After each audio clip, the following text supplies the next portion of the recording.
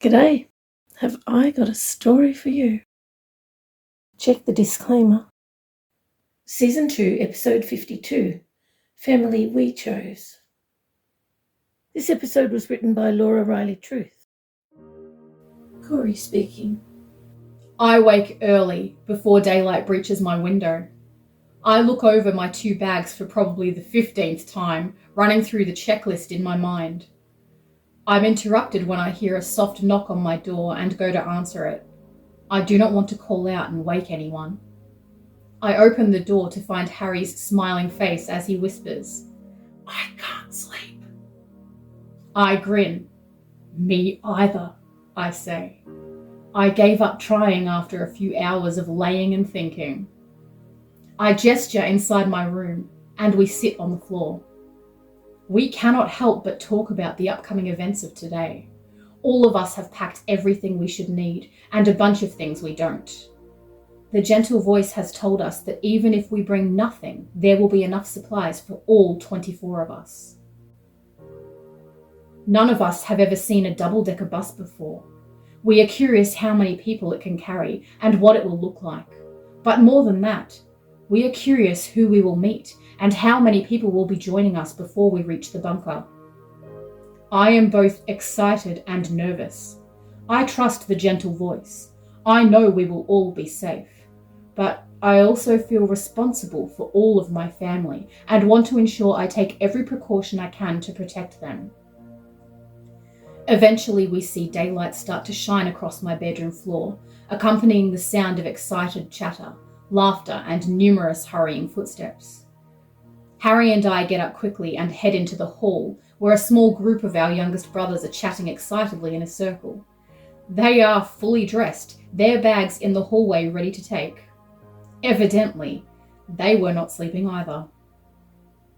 Everyone is ready for today. I look at the clock and call out to everyone. "We have 3 hours, everyone. Let's go and have our goodbye morning." That is what Lynn, Harry, and I decided to call this morning. We all head to the large meals area together for the last time. Lynn is smiling, her familiar smile with a huge meal prepared for everyone. We all sit together.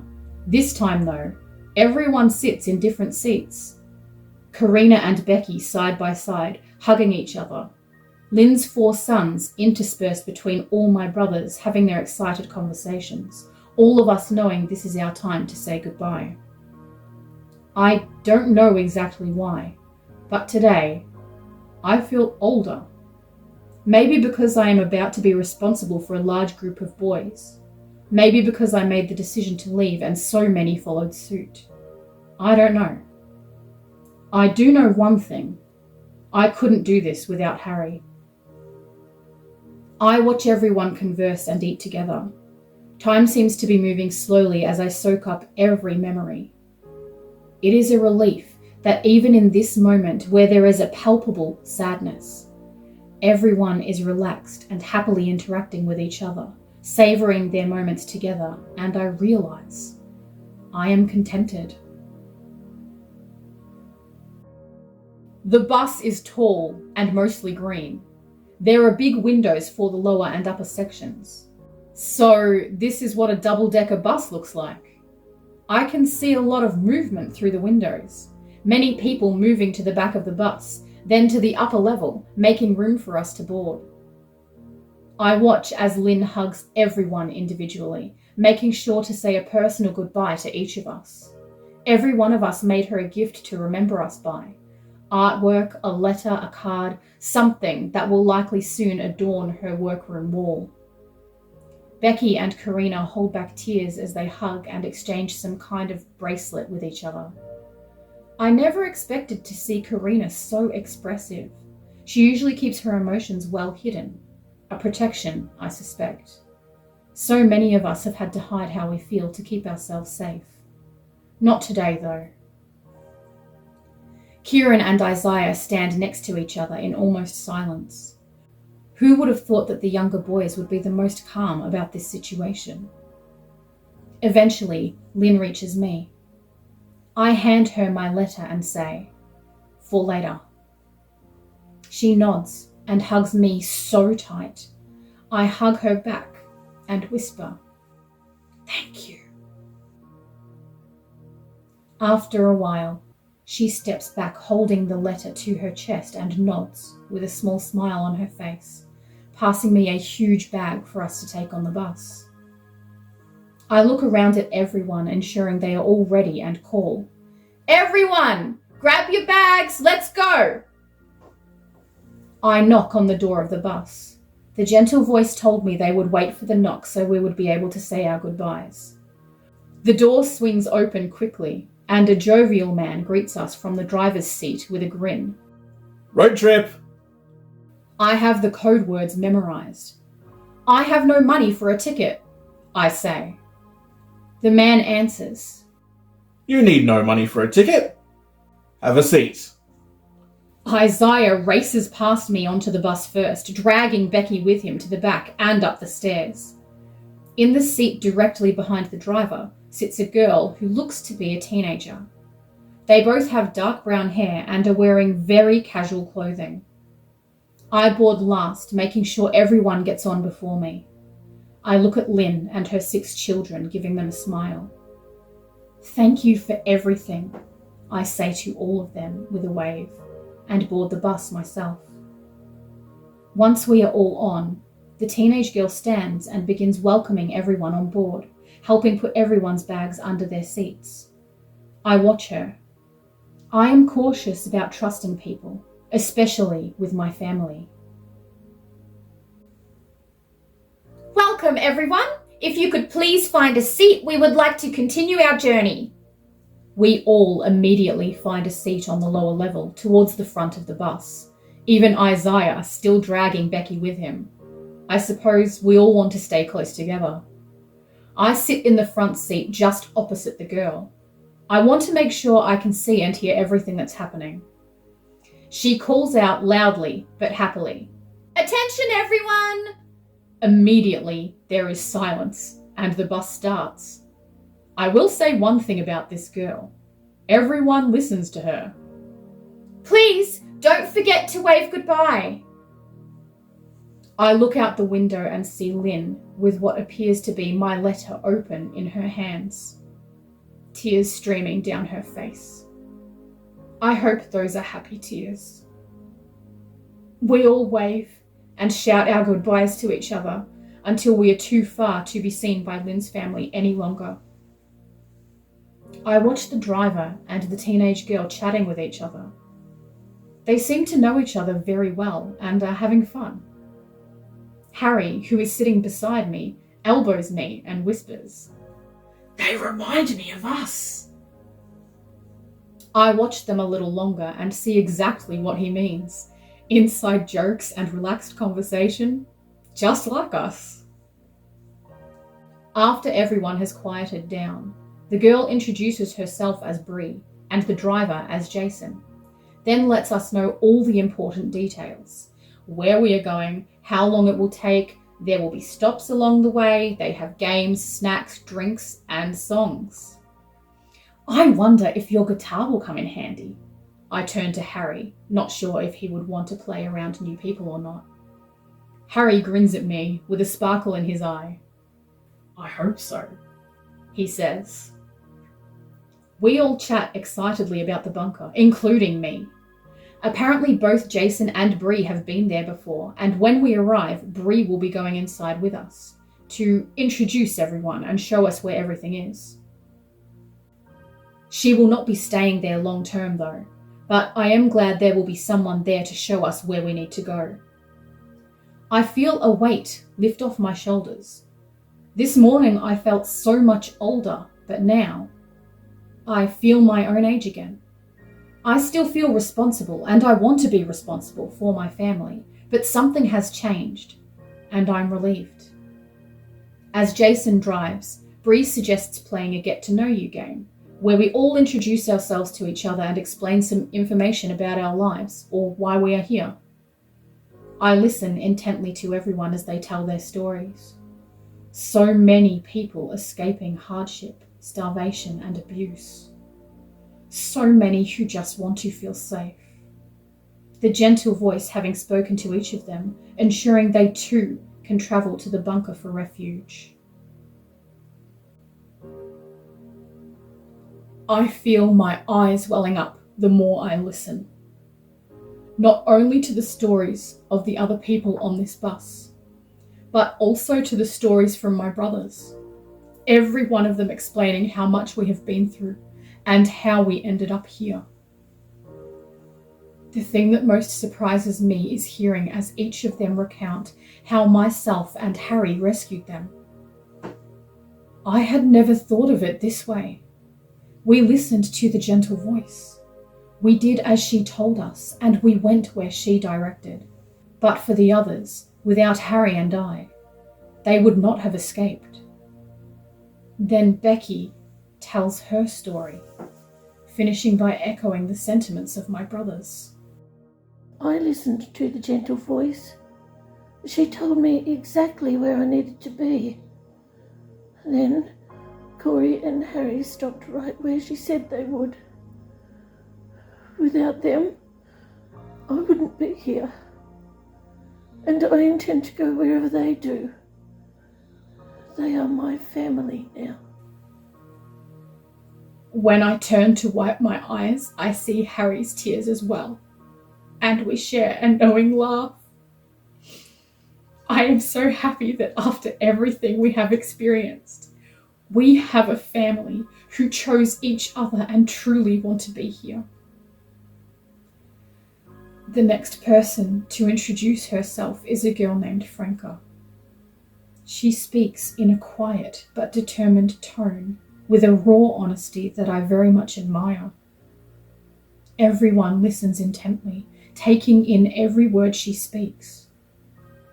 Her story causing a chasm feeling in my chest, like an overwhelming ache surrounding a gap of something that I cannot identify, but which feels deep, hollow, and void of something. I don't know exactly how to feel as waves of anger, sorrow, regret, and relief wash over me, impulses as she explains. When she finishes speaking, a solemn silence fills the bus. I see the relief on her face and unclench the fists I didn't know I was holding. Listening to her speak only confirms what I have already decided. My life is going to mean something. My life is going to have purpose. I am going to help rescue people. People like me, my brothers, Becky, Franca. I'm going to help create a truly safe place where people do not have to live in fear. I am going to become who I choose to be and help others to do the same. I am next to speak, and I know exactly what I want to say. Becky speaking.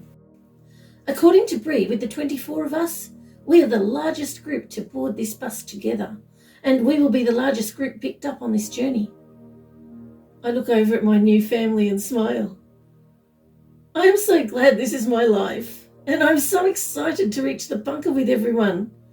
A new place to explore, it will be so much fun. I have been wondering how many other girls will be at the bunker when we get there. The gentle voice told me there would be many girls, and I can see even now that there are plenty of other girls on this bus already, so I know I will be able to make some new friends. I do not normally have trouble talking to new people or anyone really, but I feel kind of apprehensive to talk with the other girls right now. They all seem to have their own groups from before we boarded. I run my fingers through Isaiah's hair as he sleeps with his head on my lap. I couldn't go over to them at the moment anyway. I am distracted from the peaceful sound of the soft murmuring passengers when Harry loudly lets out a snore, causing a small giggle to permeate through the bus on both the upper and lower levels. Then two others join him, and I sigh happily in the knowledge they are sleeping deeply. Corey starts talking to Jason and Bree at a volume too low for me to hear, but he gestures towards a very full bag under his seat and I know that he is telling them about the extra food we brought. Mum Lynn prepared a lot of food for us to bring and share, filling a very large bag full, and gave it to Corey after our goodbye breakfast. Mum Lynn is always so kind to us and cares about us a lot. I will always think of her as my mum, and I know I will miss her. I fiddle with the friendship bracelet on my wrist. I will miss Karina too. She and I have always had very different ways of thinking about things, which made our conversations so much fun.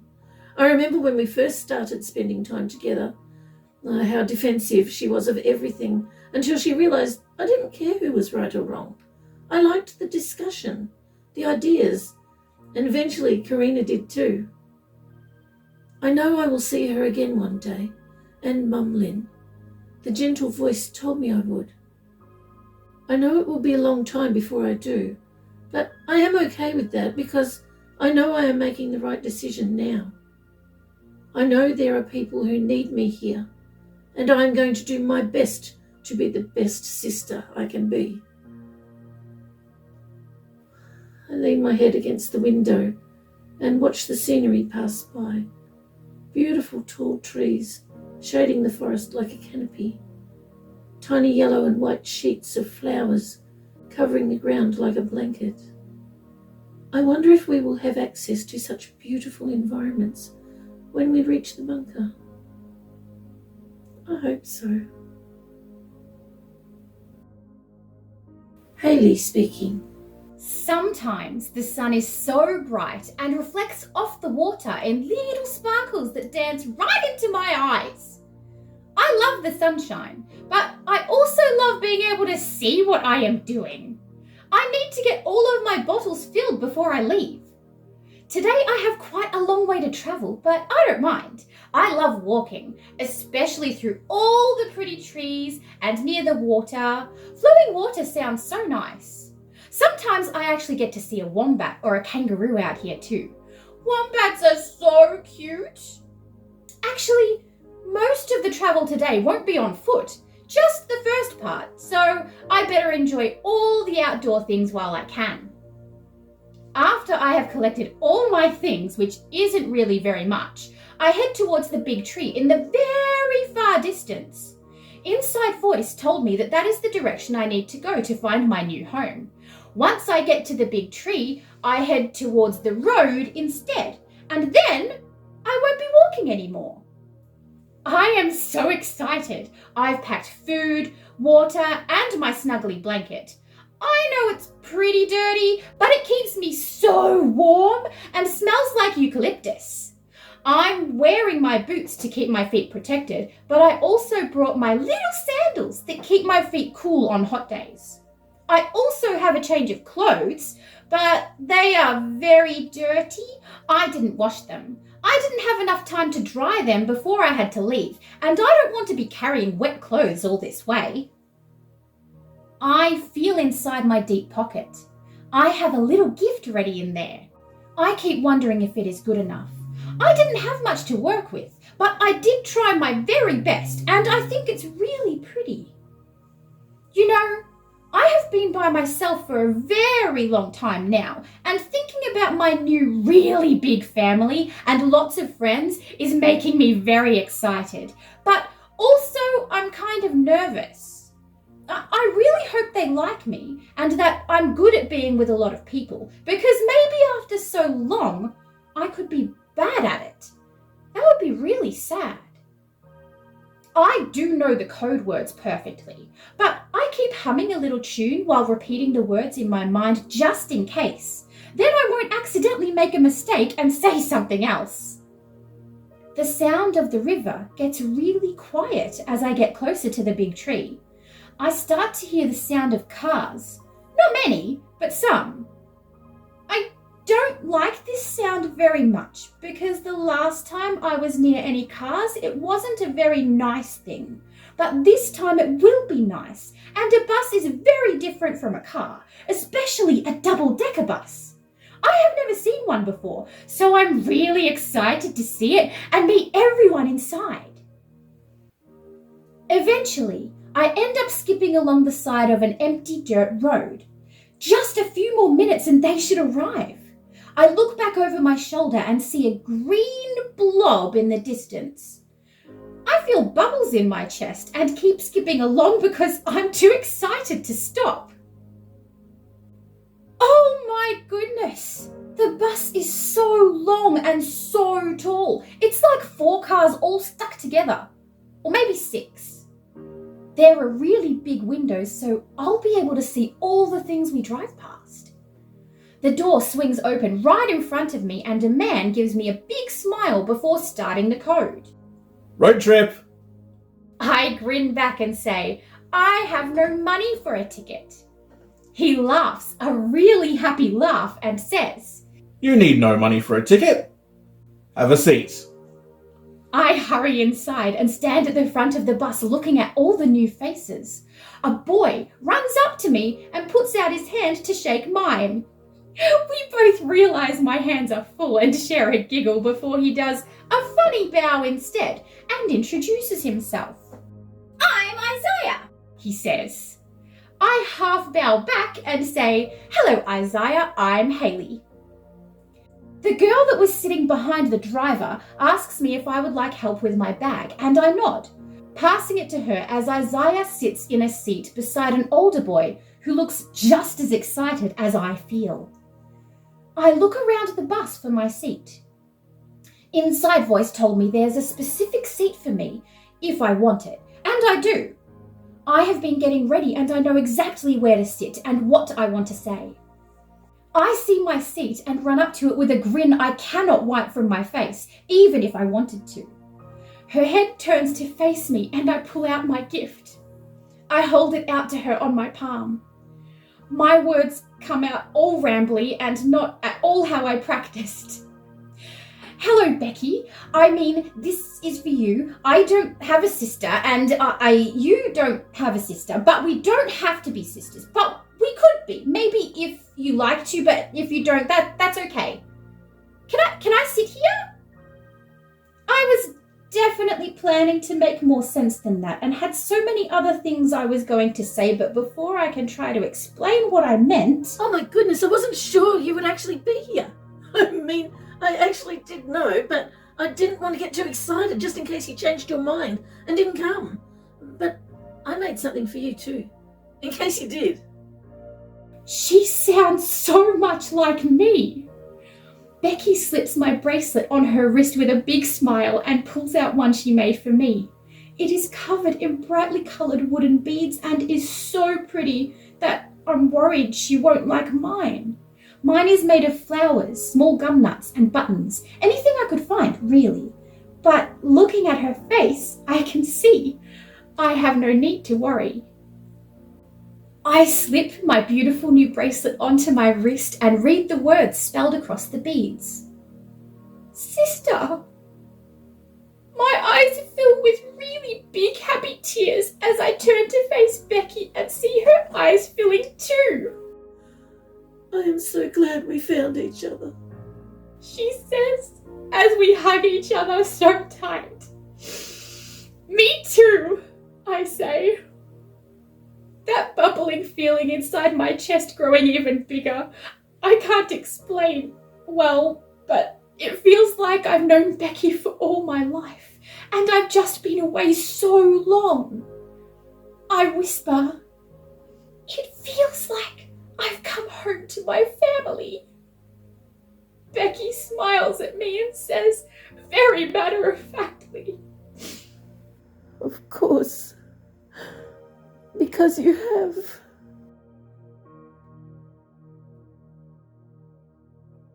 Please stay if you would like to hear the letter that Corey wrote to Lynn. To my mum. I find it difficult to express things vocally, so I wanted to write this so you would be able to understand exactly what you mean to me. I know I do not call you Mum very often, but I want you to know that is how I will always think of you. my mum. Without you, I would not know freedom. I would not know what trust is and when it is needed. I would not understand what it means to be truly safe, and I would not know anything of real love. It is because of you that I have the strength to make decisions for myself, something I never thought I would have the opportunity to do, let alone be capable of. I value the wisdom you have imparted, which has given me great compassion for others, and a want in my heart to help as many people as I can. I cannot express to you how grateful I am for everything you have taught me. Through your words and through your actions, I have learned to become a better person. A person who overcomes their past and finds a good purpose for their future.